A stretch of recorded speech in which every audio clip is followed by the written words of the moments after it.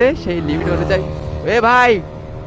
So guys finally আমাদের সেই viral বাইকওয়ালাকে পাইছি, যে কিনা আমার পাশ দিয়ে টেনে চলে গেছিল একদম। এই যে আমাদের সেই বাইকার, মানে ভিডিওটা প্রায় 900-এর উপরে গেছে। যে স্পিডে নিয়ে টেনে গেছে আমি আসলে ভয় পাইছিলাম।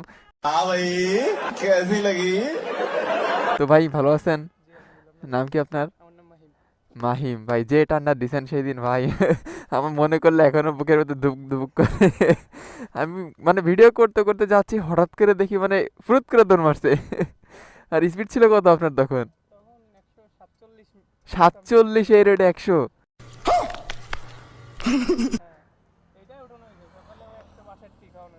এটাই উঠানো যায়, কিন্তু ওই রোডে 147 তো অনেক রিস্ক হয়ে যায়।